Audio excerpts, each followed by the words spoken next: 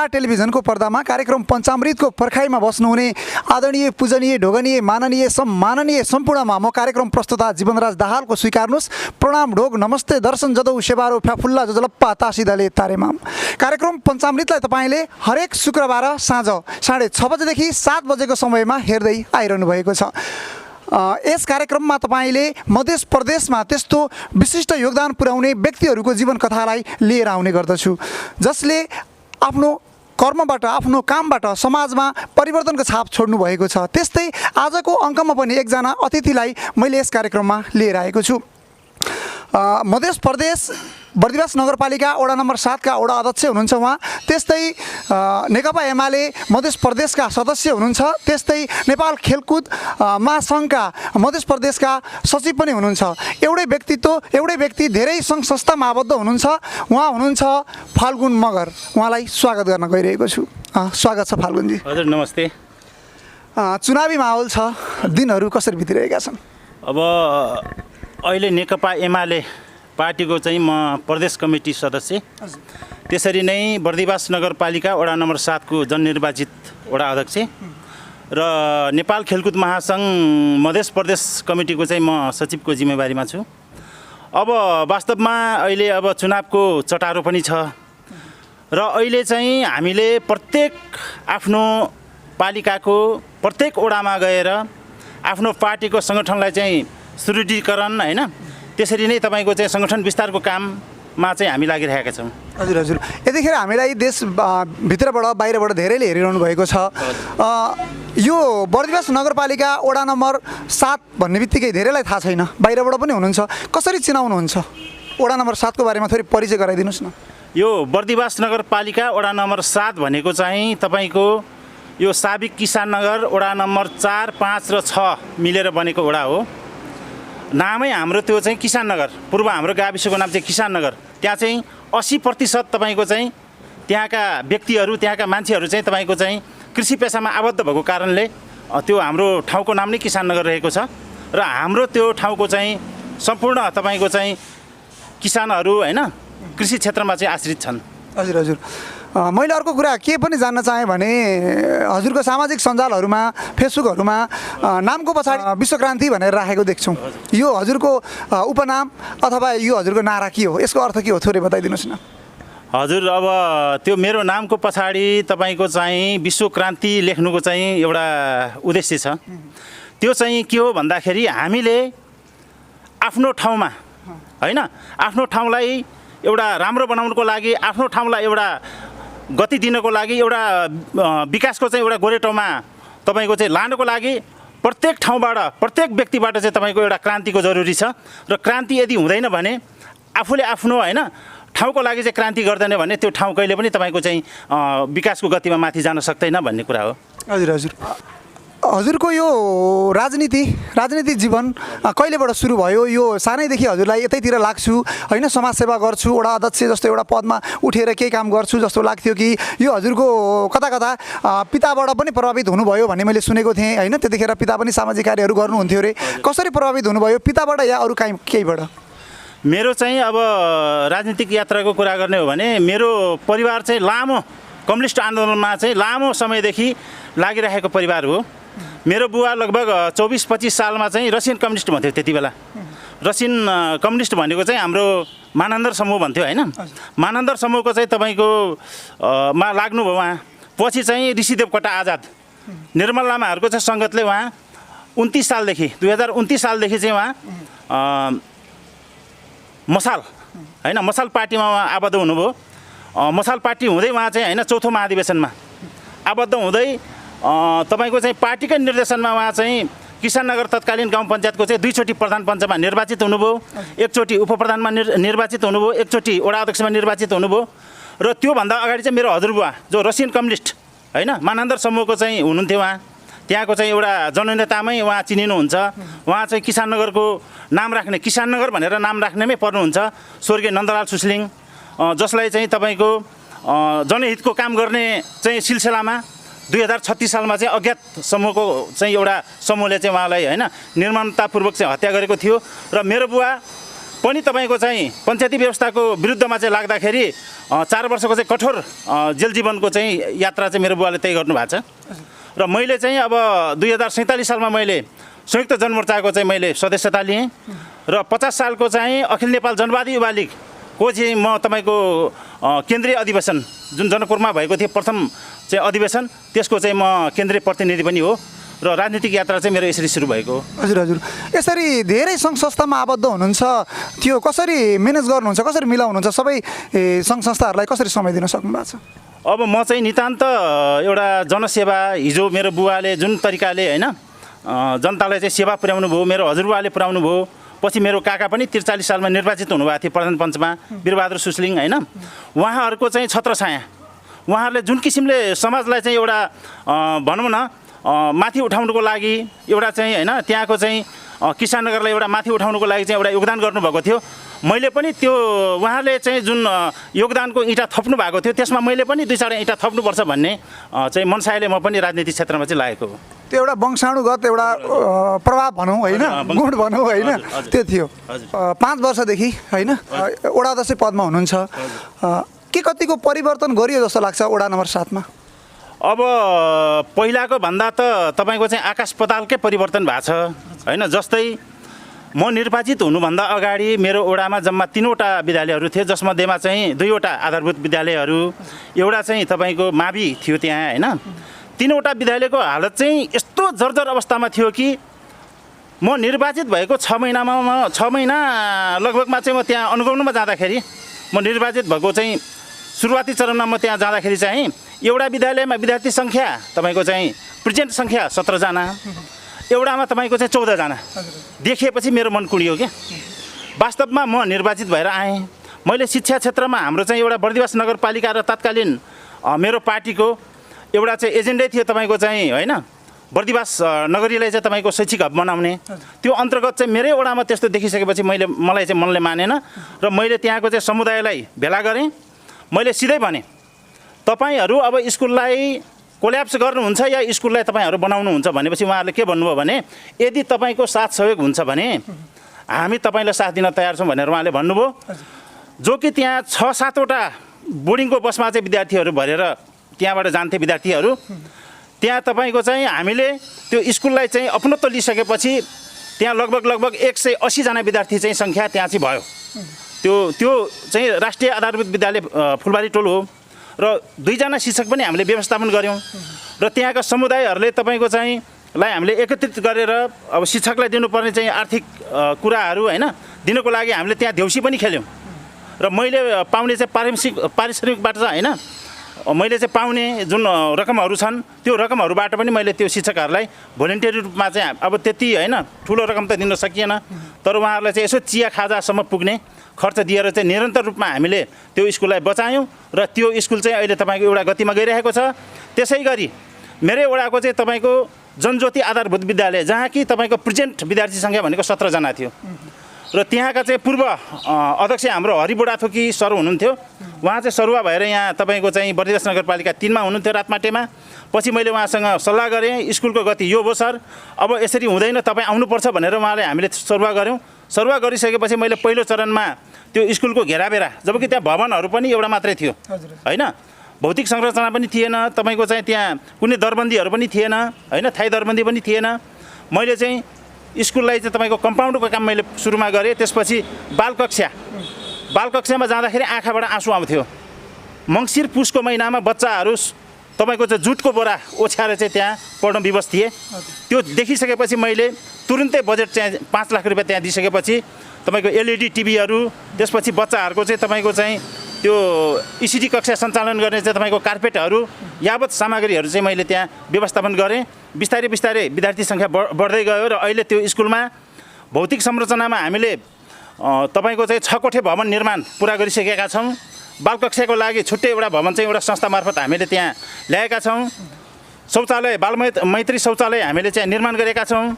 एउटा चाहिँ भित्री वातावरण पनि एउटा तयारी हुनुपर्छ भनेर प्रत्येक कोठामा हामीले चाहिँ एउटा होइन शान्त वातावरणको चाहिँ त्यहाँ व्यवस्थापन चाहिँ हामीले गरेका छौँ।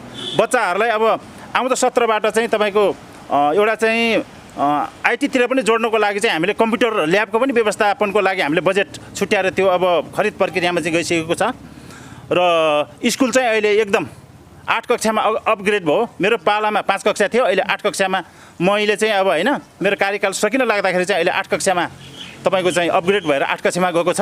अब चाहिँ त्यसलाई हामीले कम्तीमा पनि 10 कक्षासम्म पुर्याउने चाहिँ हाम्रो लक्ष्य छ र अहिले नगरबाट चाहिँ तपाईँको शिक्षक पनि हामीले व्यवस्थापन गरिदिनु भएको छ।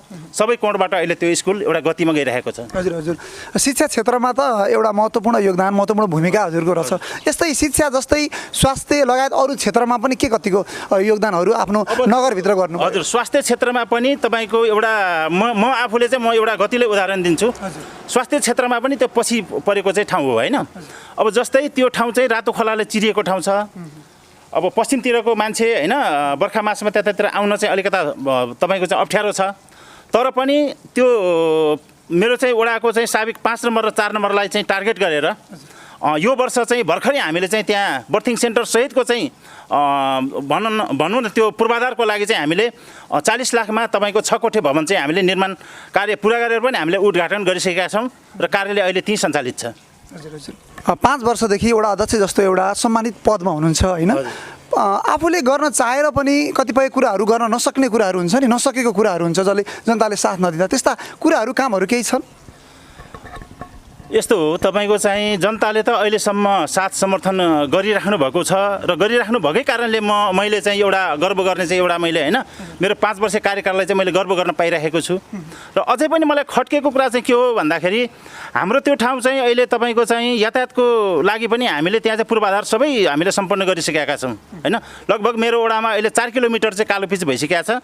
तपाईँको चाहिँ लगभग 2200 मिटर चाहिँ हाम्रो ढलानको काम पनि सकिसकेको अवस्था छ। तर त्यो रातो खोलाको जुन तपाईँको विकराल स्थिति छ नि, तपाईँको चाहिँ खोला बर्खाको सिजनमा चाहिँ खोला वारिपारि गर्न नसक्ने, जबकि म आफै वडा अध्यक्ष मेरो घरबाट वडा कार्यालय जाँदाखेरि म 2 चोटि बगेको छु कि त्यो खोलामा, संजोगले म बाँचेँ होइन। अब 2 चोटि म चाहिँ त्यहाँ बगेको छु र वडा कार्यालय जाँदाखेरि पुल नभएको कारणले चाहिँ रातो पुलदेखि लालगढ हुँदै जानुपर्ने चाहिँ अवस्था चाहिँ छ अहिले पनि। र त्यो पुलको टेन्डरको लागि हाम्रो अन्तिम कार्यकालमै भए पनि हामीले यो हप्ता दिन अगाडि चाहिँ हामीले निर्णय गरेर केन्द्रमा पठाएका छौँ।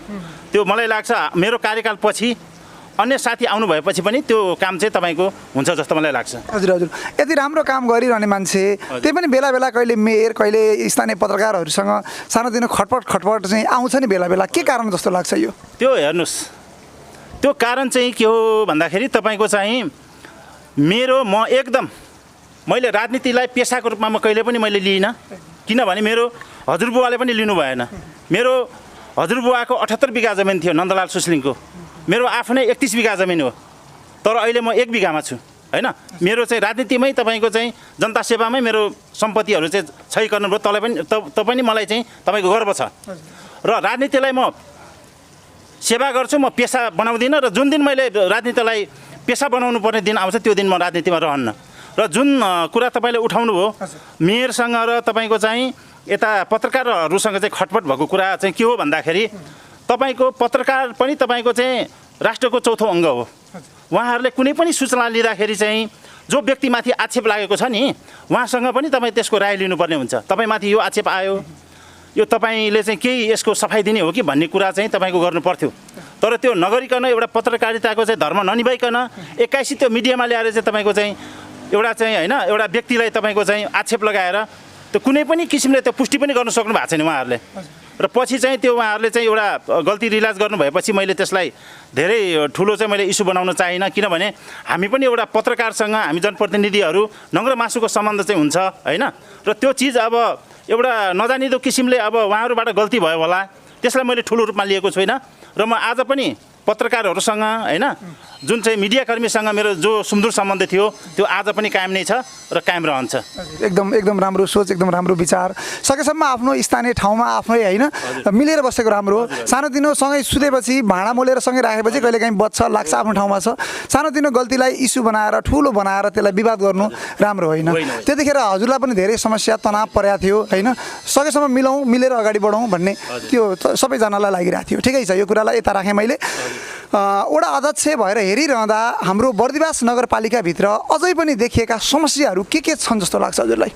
अब म निर्वाचित भएर आइसकेपछि पहिलो नगरसभामै मैले के कुरा उठाएको थिएँ भने हामीले कुनै पनि एउटा वडालाई मात्रै टार्गेट गरेर विकास निर्माण या नगरबाट जाने सुविधा सेवाको चाहिँ कामहरू एउटा वडालाई मात्रै केन्द्रित गर्नु हुँदैन। यो बर्दिवास नगरपालिका तपाईँको चाहिँ जनसङ्ख्या भूगोल होइन एउटा दुर्गमताको आधारले चाहिँ एकदम फैलिएको चाहिँ यो छ। जस्तै हाम्रो 11 नम्बरको चाहिँ तपाईँको झ्याउरे भाङ्रे, त्यहाँ खैरमाराबाट मात्रै तपाईँ पैदल जानुहुन्छ भने त्यो 5 घन्टाभन्दा यतातिर लाग्दैन त्यहाँ पुग्न होइन। त्यस्तो ठाउँ पनि बर्दिवास नगरपालिकाभित्र छ।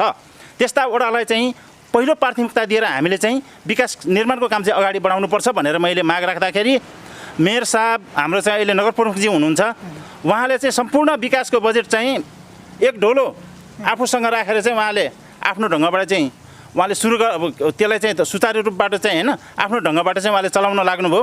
र त्यसको विरुद्धमा चाहिँ मैले तपाईँको चाहिँ त्यसको विरुद्धमा मैले त्यो चिजको विरुद्धमा जुन उहाँले चाहिँ बजेट एकलौटी चलाउने चाहिँ उहाँले एउटा होइन योजना बनाउनु भयो, त्यसको विरुद्धमा चाहिँ मैले आफ्नै पार्टी, हिजो त मेरो पार्टीमा हुनुहुन्थ्यो उहाँ, मेरो पार्टीको मेयर हो नेकपा माओवादी केन्द्रको होइन, त्यो भएको कारणले मैले तपाईँको चाहिँ त्यहाँ कुरा उठाएँ। हाम्रो कुरा लागू नभएपछि हामीले पहिलो नगरसभा चाहिँ हामीले बहिष्कार गरेर निस्केका थियौँ त्यति बेला। नेपाली एप्स घर प्रेजेन्ट्स काम लाग्ने कुरा नेपाली एप। यसभित्र कोरोना लाइभ अपडेट, नेपाली पात्र, दैनिक राशिफल, पञ्चाङ्ग, राशिफल ज्ञान, विभिन्न एफएमहरू, सुन चाँदीको भाउ, तरकारीको भाउ, मिति परिवर्तन, नेपाली युनिकोड टु प्रीति, विनिमय दर, क्युआर स्क्यानर, हस्पिटलका नम्बरहरू, भूमि तौल तथा मात्राको मापन सम्बन्धी ज्ञान, विभिन्न प्रकारका गेमहरू लगायत अन्य महत्त्वपूर्ण कुराहरू पनि दिन प्रतिदिन अपडेट गर्दै जानेछौँ। एपलाई प्रयोग गर्नको लागि आफ्नो डिभाइसको प्ले स्टोरमा गई काम लाग्ने कुरा लेखी सर्च गर्नुहोस् र आफ्नो मोबाइल ट्याब्लेटमा निशुल्क इन्स्टल गरी आफ्नो जीवनलाई सहज बनाउनुहोस्। 8 MB रहेको यस एप हाल एन्ड्रोइड भर्सनमा उपलब्ध छ। काम लाग्ने कुरा नेपाली एप यसमा सबै छ। बर्दिवास नगरपालिकाभित्र अहिले नो लाल पूर्जा नो भोट होइन, यो विवाद आइरहेको छ। हजुरको यो ओडातिर के छ यसको बारेमा थोरै बताइदिनुहोस् न। अब मेरो ओडामा चाहिँ यो जुन अव्यवस्थित बसोबासी होइन, भूमिहीन सुकुम्बासी, भूमिहीन जुन दलितहरूको बारेमा हामीले जुन एउटा आयोग गठन जुन हाम्रो सरकारले गर्यो र त्यो अहिले चाहिँ तपाईँको अन्तिम चरणमा पुगेको छ। जस्तै बर्दिवास नगरपालिकाको लगभग सबै नापीको काम सकिसकेको छ होइन, र त्यो अब लाल पूर्जा पाउने अन्तिम चरणमा छ। तपाईँलाई म एउटा कुरा के जानकारी गराउन चाहन्छु भने हामीले गत फागुन तपाईँको चाहिँ 27 गतेका दिन हाम्रो साबिक किसान नगर वडा नम्बर 4, 5, 6 मेरो ओडाको चाहिँ 3वटै तपाईँको चाहिँ साबिक ओडामा 78 घरधुरीलाई चाहिँ हामीले सोबासी गाउँ ब्लक जग्गाको चाहिँ हामीले 78 जना तपाईँको चाहिँ किसान मजदुर सुकुम्बासीहरूलाई चाहिँ हामीले जो उहाँहरूले पुर्खौँदेखि भोग गरिराख्नु भएको थियो उहाँहरूलाई चाहिँ हामीले लाल पूर्जा नै वितरण गरिसक्यौँ र अहिले उहाँहरूले बैङ्कमा चाहिँ त्यो पैसाहरू त्यो खेतहरू चाहिँ तपाईँको चाहिँ बैङ्कमा राखेर उहाँले कारोबार पनि सुरु गरिसक्नुभयो। हजुर भनेपछि 78 घरधुरी त्यो समस्यामा परेका व्यक्तिहरूको लागि त एकदमै राम्रो होइन, यो दुःखको बेलामा मलम लगाउने काम गर्नु। हजुर थोरै परिवेशलाई मैले अलिकति मोडेँ यतिखेर। वडा अध्यक्ष जस्तो पदमा भइरहेको बेलामा अहिले फेरि यो चुनावको माहौल छ होइन। अब अध्यक्षमा 5 वर्ष कार्य अवधि पुरा गरिरहेको बेलामा फेरि अझै अगाडि अझै माथि जाउँ भन्ने हुन्छ राजनीतिक हिसाबबाट हेर्दा पनि। के छ हजुरको विचार, फेरि वडा अध्यक्षमै अगाडि बढ्ने छ कि मेयरमा चाहिँ दावेदार हुनुहुन्छ कि उठ्ने विचार छ कि के भन्नुहुन्छ? यस्तो हो, म चाहिँ पार्टीको तपाईँको नीति विधि विधान अनुसार चल्ने मान्छे हो होइन। र अहिले तपाईँको चाहिँ आसन्न वैशाख 30 गतेको स्थानीय तहको चाहिँ जुन निर्वाचनको अहिले चहलपहल सुरु भएको छ होइन, र यो चहलपहल भइराख्दाखेरि हाम्रो बर्दिवास नगरपालिकाको 14वटै वडाबाट पार्टीको नाम सिफारिस हुँदाखेरि चाहिँ मलाई लगभग तपाईँको 10वटा वडाबाट चाहिँ नगर प्रमुखमा चाहिँ तपाईँ उठ्नुपर्छ भन्ने हिसाबले चाहिँ 10वटा वडाको समर्थनले मेरो नाम चाहिँ अहिले तपाईँको दोस्रो नम्बरमा नगर प्रमुखमा मेरो नाम आएको छ र त्यो जिल्लामा सिफारिस पनि भइसकेको छ। तर म चाहिँ नितान्त जनतालाई सेवा गर्ने, जनताको बिचमै रहेर काम गर्ने मान्छे भएको कारणले गर्दाखेरि जनआकाङ्क्षा मेरो ओडाको चाहिँ त्यहाँका सेवाग्राही मेरो ओडाका चाहिँ होइन त्यहाँका चाहिँ कार्यकर्ताहरूको चाहिँ तपाईँको एउटा माग के छ भने तपाईँ यसपल्ट मेयरमा होइन, तपाईँ चाहिँ ओडामै एकचोटि दोहोरिनुपर्छ र तपाईँ ओडामै एकचोटि सेवा गरेर होइन एउटा चाहिँ योग्य मान्छे तपाईँ जस्तै एउटा चाहिँ मान्छे तपाईँले खडा गरिदिनुपर्छ र तपाईँले त्यति बेला मात्रै तपाईँले चाहिँ सुख पाउनुहुन्छ भन्ने किसिमले चाहिँ उहाँहरूले मलाई सर्वसम्मत ओडाबाट पनि ओडा अध्यक्षको सिफारिस गर्नुभएको छ र 14वटै वडा मध्येमा चाहिँ 10वटा वडाले मलाई तपाईँको चाहिँ नगर प्रमुखमा तपाईँको दोस्रो नम्बरमा चाहिँ राखेर मलाई सिफारिस गर्नुभएको छ। अब पार्टीले टिकट दिने नदिने कुरा त्यो पार्टीको निर्णयको कुरा हो। भोलि पार्टीले चाहिँ फाल्गुन सुस्लिङले चुनाव लड्नु हुँदैन। अब यहाँ हाम्रो पार्टीबाट लडेका चाहिँ नगर प्रमुख उपप्रमुख या वडा अध्यक्षहरूलाई चाहिँ सघाउ पुर्याउनुपर्छ। तपाईँले चाहिँ वडामा पनि लड्नु हुँदैन या नगरमा पनि लड्नु हुँदैन, तपाईँले पार्टीलाई चाहिँ सेवा गर्नु चाहिँ भनेर उहाँले भन्नुभयो भने पार्टीले भन्यो भने चाहिँ म फेरि पार्टीको चाहिँ निर्णयमा हिँड्ने मान्छे हो। हजुर हजुर भनेपछि हजुरको विचारमा चाहिँ हजुर हामी के देख्न पाउँछौँ? वडा अध्यक्षमै फेरि लडेको देख्न पाउँछौँ या मेयरमा लडेको देख्न पाउँछ हजुरलाई? अब यो तपाईँको यो कुरा चाहिँ तपाईँको जनताको हातमा चाहिँ निर्भर छ होइन, कार्यकर्ताको हातमा निर्भर छ। अब मैले कतैतिर पनि कुनै नेताहरू कहाँ गएर मैले लबिङ गरे पनि होइन र कुनै हाम्रो बर्दिवास नगरभित्रका चाहिँ नगर कमिटी हाम्रो पार्टीका चाहिँ सदस्यज्यूहरू या कुनै नेता कहाँ म चाहिँ मेयरको आकाङ्क्षी हो, मलाई मेयरमा उठाउनुपर्छ भनेर मैले कसैलाई भनेको पनि होइन। र त्यो सोफूर्त रूपमा फाल्गुन सुस्लिङ जतिको मान्छे 4 वर्ष 4.5 वर्षमा चाहिँ उहाँले बर्दिवास नगरपालिकामा चाहिँ एउटा देखाउनु भएको चाहिँ एउटा होइन पर्फर्मेन्सको आधारमा चाहिँ उहाँ आउनुपर्छ भन्ने आधारले नै उहाँहरूले मलाई चाहिँ लगभग नगर प्रमुखमा चाहिँ उहाँहरूले मलाई सिफारिस गर्नुभएको होला। तर पनि अन्तिम कुरा चाहिँ तपाईँको चाहिँ के हुन्छ भने त्यो पार्टीमै निहित हुन्छ। पार्टीगत निर्णयभन्दा म माथि जाँदिनँ, पार्टीगत निर्णयभन्दा बाहिर म छुइनँ। पार्टीले जे निर्णय गर्छ त्यसलाई म सहज स्वीकार गरेर म अगाडि बढ्न चाहन्छु। हजुर हजुर वडा अध्यक्ष अथवा मेयर जुन पदमा उठे पनि यो एउटा अलिक उच्च पद होइन। यो अब बर्दिवासमा के कस्ता समस्या छन् तपाईँ त्यसमा अगाडि बढ्नुभयो भने बर्दिवासका समस्यालाई समाधान यो कामलाई चाहिँ म अगाडि पहिला सुरुमा समाधान गर्छु जस्तो लाग्छ। के समस्या छ बर्दिवास नगरपालिकामा? सबैभन्दा जटिल समस्या भनेको अहिले हामी शैक्षिक हबको कुरा गरिरहेका छौँ, मेडिकल कलेजको कुरा गरिरहेका छौँ, रेलवेको कुरा गरिरहेका छौँ होइन, भौतिक पूर्वाधारको कुरा गरिरहेका छौँ। तर हाम्रो ठाउँमा हाम्रो छोरी चेलीहरू, हाम्रा आमाहरू, हाम्रो दिदीबहिनीहरू रातको तपाईँको 8 बजे कुनै ट्युसन सेन्टरबाट या कुनै बजारबाट चाहिँ आफ्नो घरमा सुरक्षित आउन चाहिँ सकिँदैन भने यो कुनै पनि यो हबको कुरा चाहिँ यो स्मार्ट सिटीको कुरा चाहिँ त्यो फगत त्यो चाहिँ एउटा गलत हुन जान्छ। र हाम्रो बर्दिवासमा अहिले जुन किसिमले तपाईँको चाहिँ लागु औषधको दुर्व्यसन दिनानुदिन बढ्दै गइरहेको छ र मैले त पहिलो नगरसभाबाटै होइन मैले बारम्बार यो चिजमा मैले चाहिँ फोकस गरेर तपाईँको कुरा उठाउँदै आइरहेको थिएँ र उठाउँदैछु। तर यो कुरालाई ठोस किसिमले तपाईँको नगरबाट कुनै किसिमको सहयोग भएन। र दोस्रो कुरा लागु औषधलाई केही हदसम्म न्यूनीकरण गर्न सकिन्छ कि भनेर हामीले एउटा समृद्ध समाज भन्ने चाहिँ संस्था खडा गरेर हामीले खेलकुदका गतिविधिहरू गऱ्यौँ होइन। मैले जुन तपाईँको चाहिँ एउटा प्रतिनिधि हुँदाखेरि पाएका पारिश्रमिक मध्येमा मैले लगभग 75% पैसा चाहिँ मैले खेलकुद र त्यो लागु औषध दुर्व्यसनको चाहिँ तपाईँको त्यसलाई न्यूनीकरणको चाहिँ अभियानमा मैले लगाएको थिएँ। र त्यो अभियान चाहिँ अब अहिले सुसुप्त अवस्थामै रहेको छ, किनभने एउटा व्यक्तिले मात्रै गरेर यो नहुने रहेछ, यो ठुलो तपाईँको चाहिँ रहेछ होइन। र यसलाई अब भोलि मैले नगर प्रमुखको जिम्मेवारी पाएँ भने सर्वप्रथम तपाईँको चाहिँ जति पनि अब यो बर्दिवासभित्र रहेका चाहिँ अब लागु औषधको दुर्व्यसनमा फसिसक्नुभएका जति पनि भाइ बहिनीहरू हुनुहुन्छ, युवा युवतीहरू हुनुहुन्छ, उहाँलाई चाहिँ एउटा काउन्सिलिङ गरेर उहाँहरूलाई सही बाटोमा ल्याउने चाहिँ मेरो प्रमुख एजेन्डा रहन्छ।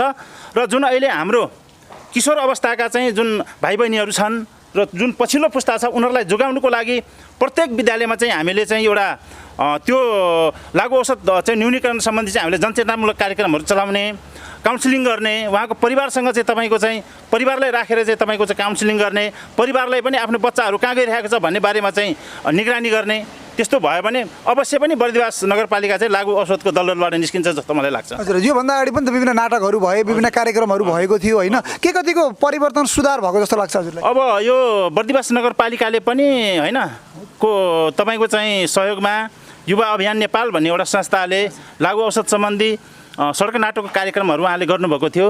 त्यसले पनि तपाईँको असर त परेको छ होइन, समुदायमा केही यस्तो लागु औषध खाँदाखेरि चाहिँ यो असर पर्ने रहेछ, यस्तो हुँदो रहेछ भन्ने कुरा चाहिँ एउटा भएको छ। तर पनि त्यसले मात्रै पुगेन।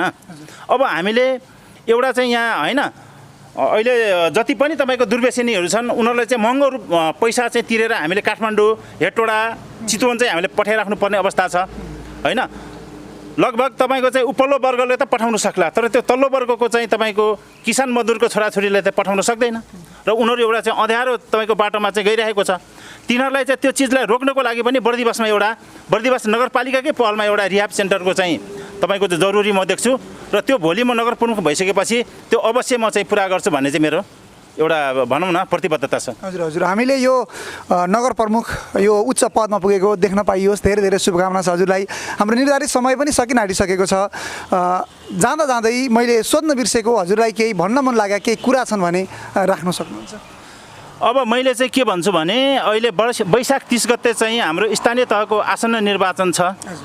म सम्पूर्ण पार्टीको चाहिँ एउटा उम्मेदवारको आकाङ्क्षीहरूलाई म के भन्न चाहन्छु भने पार्टी तपाईँको चाहिँ एउटा भनौँ न तपाईँको चाहिँ विचारलाई तपाईँको चाहिँ योजनालाई अगाडि बढाउने एउटा चाहिँ माध्यम मात्रै हो। तर तपाईँ निर्वाचित भइसकेपछि कुनै पनि पार्टी यो पार्टी त्यो पार्टी भनेर फिलिङ गरेर तपाईँ काम गर्नुहुन्न। त्यो मैले मेरो कार्यकालमा मैले गरेको छुइनँ होइन। त्यसरी गर्नुहुन्न। तपाईँ नितान्त 5 वर्ष जनताको मान्छे, तपाईँ त्यो काङ्ग्रेसको पनि हुनुहुन्न, कम्युनिस्ट पार्टीको पनि हुनुहुन्न, तपाईँ त्यो मधेसवादी दलको पनि हुनुहुन्न, तपाईँ राप्रपा पनि हुनुहुन्न।